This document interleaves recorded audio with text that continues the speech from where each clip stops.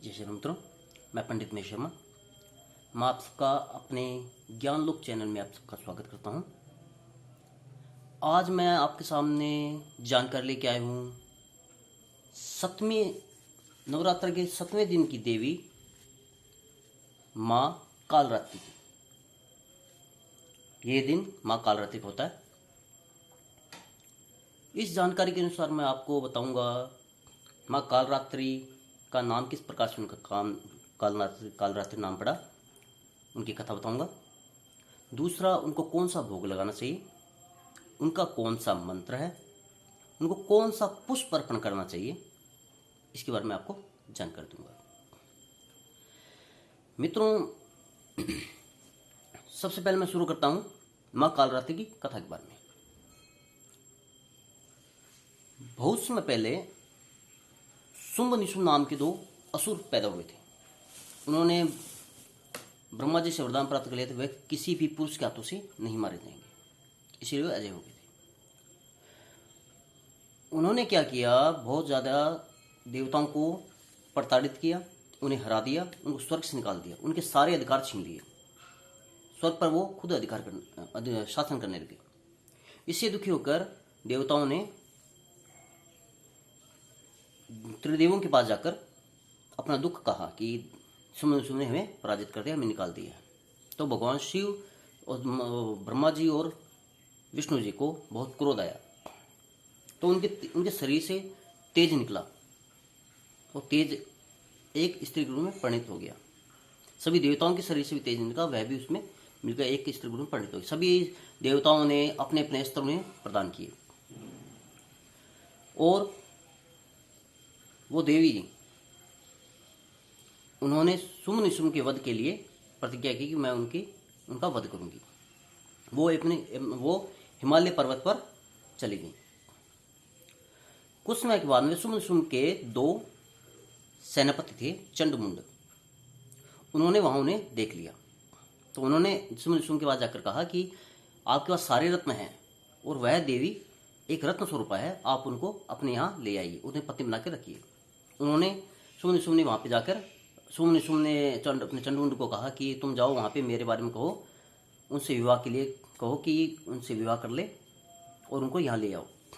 माँ भगवती के पास वे गए और उन्होंने उनसे निवेदन किया, पर माँ भगवती ने कहा कि जो मुझे युद्ध में पराजित कर देगा उसी के साथ मैं विवाह करूँगी। तो चंडमुंड ने शुंभ निशुंभ के सामने जाके ये बात कह दी। शुंभ निशुंभ ने उनको ये कहा कि तुम इसको बलपूर्वक लेके आ जाओ। अब चंडमुंड वापस गए उनके पास, उनके साथ घोर युद्ध हुआ। चंडमुंड ने भी सबसे पहले धूम्र विलोचन नाम के एक असुर को भेजा, वह मारा गया। फिर चंडमुंड स्वयं गए। तो उस समय जब वो गए तो माँ भगवती ने एक लीला की। उन्होंने अपने शरीर से एक काले रंग की स्त्री, जिसके एक हाथ तो अभय मुद्रा, दूसरा वर मुद्रा, तीसरे हाथ में वज्र था, चौथे हाथ में एक अस्त्र था,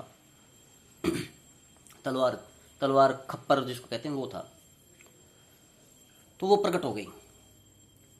उस देवी का नाम ही कालरात्रि था। उस कालरात्रि देवी ने चंडमुंड का वध कर दिया। तो इस वजह से उसका चंडमुंड से उस कालरात्रि का एक नाम चामुंडा पड़ा। इन्हीं चामुंडा माता कालरात्रि ने भविष्य में कुछ समय बाद शुंभ निशुंभ ने रक्त बीज नाम के असुर भेजा। उस रक्त बीज की विशेषता यह थी कि उसकी कोई बूंद नीचे गिर जाए तो उससे एक असुर और पैदा हो जाता था।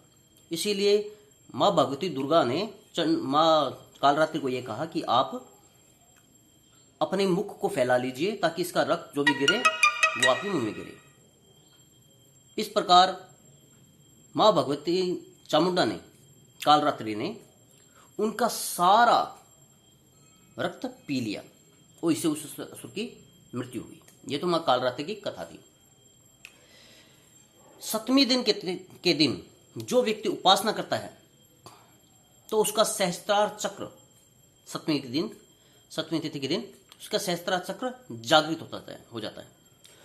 उस सहस्त्रार चक्र के जागृत होने पर व्यक्ति की मेगा शक्ति बहुत बढ़ जाती है, उसकी बुद्धि बहुत ज़्यादा बढ़ जाती है, उसकी स्मरण शक्ति बहुत बढ़ जाती है, उसकी बहुत ज़्यादा उसे ज्ञान की प्राप्ति होती है। माँ भगवती का जो स्वरूप है वो एक हाथ में अभय मुद्रा, दूसरे हाथ में वर मुद्रा, तीसरे हाथ में एक वज्र है, चौथे हाथ में एक परशु या खप्पर जिसे कहते हैं वो है। ये तो मां भगवती का स्वरूप हो गया। अब मां भगवती का एक मंत्र है, वो कौन सा है? ओम ऐम ह्रीम क्लीम चामुंडाय विचे कालरात्रि देव्यै नमः। ये मां भगवती का मंत्र है। इसको इस दिन उपासना करते वक्त बोलना चाहिए। मां भगवती को रंग कौन सा प्रिय है? हरा रंग का। जब भी आप सप्तमी के दिन, आज के दिन पूजा में बैठे तो लाल हरे रंग का वस्त्र पहने, या हरे रंग की चूड़ियां आप कह सकते हैं, हरे रंग का आसन हो सकता है, हरे रंग का कोई भी दुपट्टा भी पहन सकते हैं। और मां भगवती को भोग में क्या देना चाहिए? मां भगवती को भोग के अंदर गुड़ का प्रसाद देना चाहिए। वो मां भगवती को बहुत प्रिय है। इससे घर में समृद्धि आती है, सुख संपत्ति बढ़ती है। मां भगवती को पुष्प कौन सा पसंद है? मां भगवती को कृष्ण कमल का पुष्प पसंद है। जो व्यक्ति कृष्ण कमल का पुष्प मां भगवती को अर्पण करता है, उसकी सभी प्रकार की बाधाओं से मुक्ति मिलती है, उसके शत्रुओं का नाश होता है, उसके भय से मुक्ति मिलती है, उसके घर में सुख संपत्ति आती है। इस प्रकार मैंने आपके सामने मां भगवती का कालरात्रि का आपके सामने कुछ जानकारी प्रस्तुत की है। मां भगवती की जो भी जानकारी है, इससे यदि आप इस प्रकार से करते हैं तो आपके घर में सुख संपत्ति, शत्रु का नाश होता है, सुख संपत्ति बढ़ती है, मेघा शक्ति बढ़ती है और हर प्रकार की बाधाओं का नाश होता है। तो मित्रों, इस प्रकार से यदि आपको मेरी ये जानकारी उपयोगी लगे, अच्छे लगे, तो कृपया लाइक कीजिए, शेयर कीजिए और सब्सक्राइब कीजिए। और यदि इसमें किसी प्रकार की कोई कमी लगे तो कृपया कमेंट में मुझे बताइए। जय श्री राम, धन्यवाद।